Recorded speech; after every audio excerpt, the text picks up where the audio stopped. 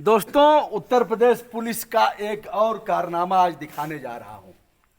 आप देखकर दंग रह जाएंगे कि बड़े बड़े अपराध उत्तर प्रदेश पुलिस किस प्रकार दिखा देती है कि अपराध इस प्रकार का घटित नहीं हुआ है। हम इस समय जहां हैं आपको दिखा देते हैं यह लोकेशन।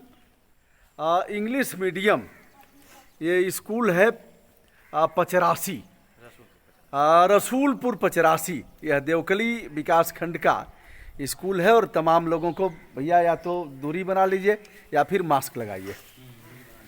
मेरे पहुंचने पर ये लोग आ गए हैं, गांव के लोग हैं और मैं जिस जगह हूं उसको दिखा रहा हूं।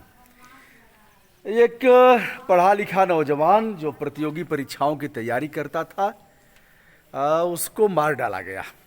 परिवार कह रहा है कि फला लोगों ने उसकी हत्या किया है, लेकिन पुलिस ने दिखाया कि आत्महत्या किया है वह। और जिस विद्यालय की इस जंगले को आप देख रहे हैं, इसी में दिखाया गया था कि इसने गमछा बांध करके आत्महत्या कर लिया। मैं बात करता हूं लोगों से और बताता हूं आपको कि इस पूरे प्रकरण में क्या है। आपका भाई था? जी। FIR वाली कॉपी दीजिए। यह है प्रथम सूचना रिपोर्ट। घटना किस दिन हुई थी? 27/6/2020 रात्रि में हुई थी। 27 जून को घटना हुई और FIR दर्ज किया गया 18 तारीख को, 18 अगस्त को। यह है, देखिए पहला काम तो यह है कि 27 जून को घटना होती है और 18 अगस्त को अपराध दर्ज होता है। मेरे पास अपराध की कॉपी है। FIR नंबर प्रथम सूचना रिपोर्ट 0239 थाना नंदगंज 18:32 पर यह दर्ज होता है 18/8/2020 को। यह हमारे पास इसकी प्रतिलिपि है और दर्ज अपराध है भारतीय दंड संहिता की धारा के 1860 में यह दर्ज है। धारा 34, 120B, 302 यानी हत्या, 301 और 506। यह दर्ज होता है अपराध तब जब यह दौड़ते पुलिस कप्तान से लेकर थाना, CO से लेकर के एडिशनल और चारों तरफ दौड़ गए, तब जाकर के इनका अपराध दर्ज होता है। आंखों के आंसू सूख गए हैं। उस माँ पर क्या गुजरती होगी जिसके पढ़े लिखे तैयारी कर रहे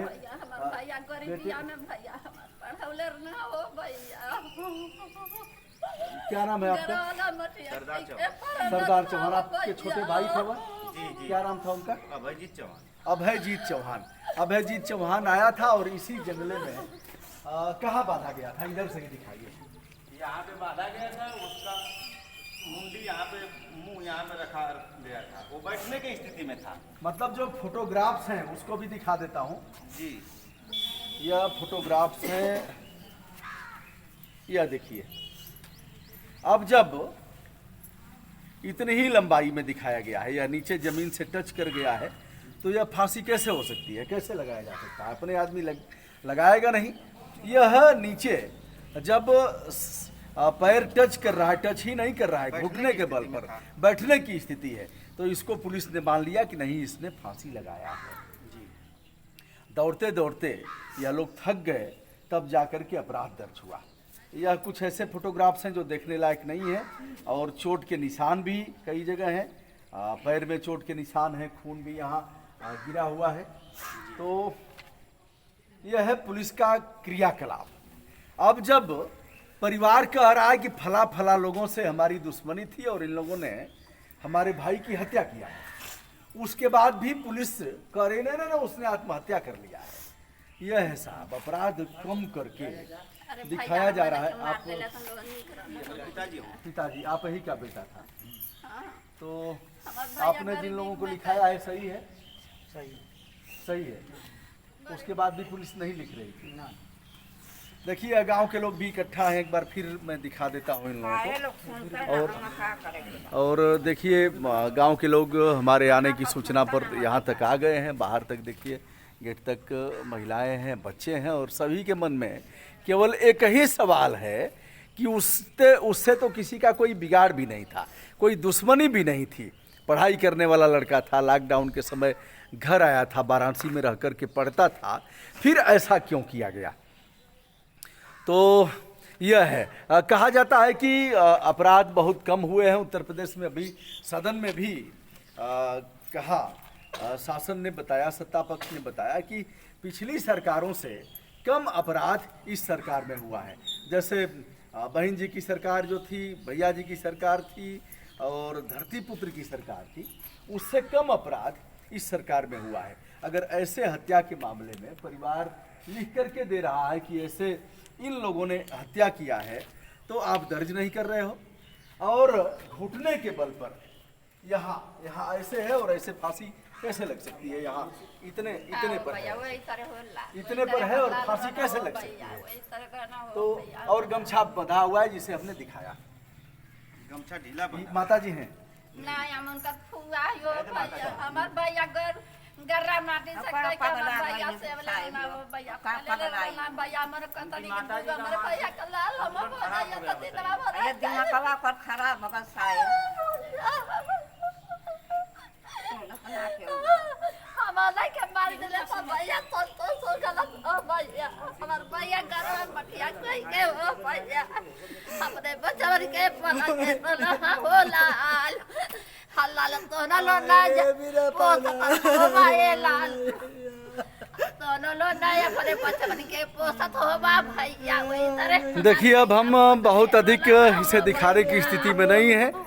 गरीबी में इस पिता ने पाल पोस करके बच्चे को पढ़ाया, और कि बच्चा बुढ़ापे की लाठी बनेगा, कमाएगा तो परिवार का भरण पोषण होगा।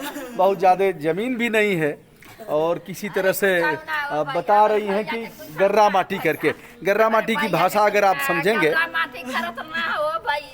गर्रा माटी माने मजदूरी, दूसरे का श्रम कर रहे थे। मजदूरी करत ना हो भैया, हमार सोचत है कि दूगो लाल हम तीनों लौट जाई हमारे भैया के हो भैया, जवान लड़की है हमारे भैया का परनी हो भैया, दूगो कइने हमें दूगो जवान ही हो भैया। भैया के हम माने कतरनिया कतनाम के केहू ना छुई। चलिए एक बार भीतर से हम देखते हैं, भीतर से हम दिखाने का प्रयास करते हैं।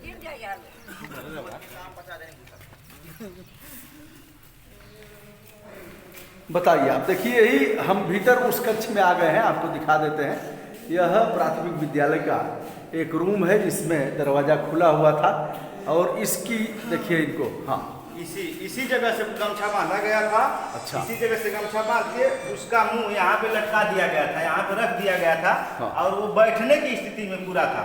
उसके हाँ। पैरों में कहीं जगह चोटें लगी थी, पैरों में कई जगह चोटें लगी थी, और ब्लड भी गिरा हुआ था, जो कि पैर पे भी ब्लड लगा हुआ है, और उसके हाथ में भी ब्लड लगा हुआ है।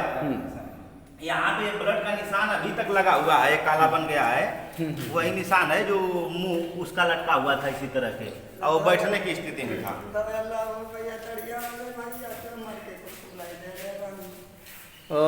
पीटा गया था, कई जगह निशान थे चोट के, लेकिन दिखाया गया कि आत्महत्या किया है।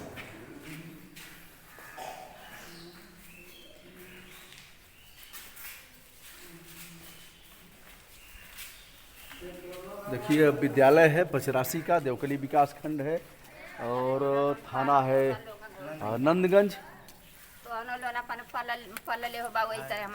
अच्छा, क्यों ऐसा किया उन लोगों ने, जिन लोगों ने मारा है आपके लड़के को? क्या कारण है भैया? क्या कारण है? कारण है दो लोगों के बीच में इस समय जब स्कूल में जब क्वारंटाइन का समय चल रहा था, तो इस समय में क्वारंटाइन मैं खुद ही था। हाँ। और दो लोगों के बीच में खाना खिलाने का, नाश्ता खिलाने के वजह से इसमें दो लोगों के बीच में झगड़ा हुआ।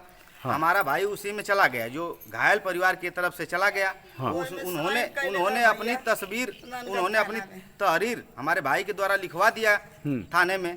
थाने में जब तहरीर लिखवा दिया तो उसको बोला गया था कि तुम ऐसा क्यों कर रहे हो, तुमको मार दिया जाएगा, जान से मारने की धमकी दी गई थी, गालियाँ कितनी 1000 गालियाँ दी गई थी, जिसकी मैं वीडियोग्राफी रखा हूँ। जो गालियाँ दी गई थी उसकी मैं वीडियोग्राफी बना के रखा हूँ।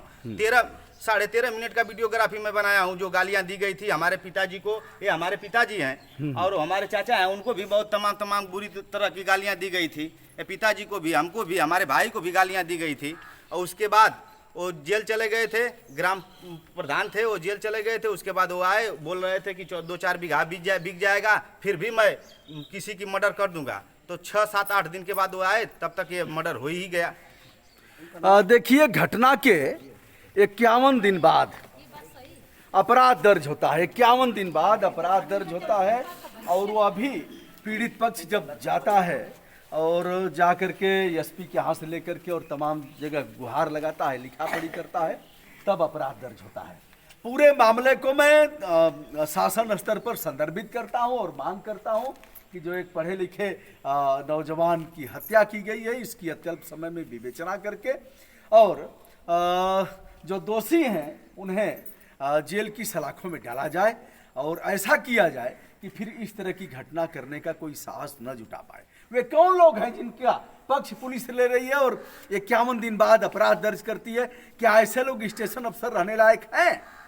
यही वह कारण है जिससे लगातार शासन, वर्तमान शासन से लेकर पूर्ववर्ती शासन तक लोग दावा करते हैं कि यूपी में दम है क्योंकि जुर्म यहाँ कम है। ऐसे ही जुर्म कम है। मुलायम सिंह चीफ मिनिस्टर थे तो अमिताभ बच्चन कहते थे यूपी में दम है, हमने आरटीआई लगाया तो भाग खड़े हुए और सुप्रीम कोर्ट तक खदेड़ा उनको। दोस्तों, मैं हूं ब्रजभूषण दुबे, यूट्यूब चैनल ब्रजभूषण मार्कंडेय से। आज जो गरीब पढ़े लिखे नौजवान की हत्या हुई है, इस मामले पर मैं यहाँ आया हूँ इन लोगों के बीच और पूरा मामला मैं संदर्भित करते हुए मांग करता हूँ कि कड़ी कार्रवाई हो और ऐसे लोगों को जेल भेजा जाए। अरे हमारे लाल लोग अरे नहीं भूला तो मारा हो भैया, हमारे लाल ना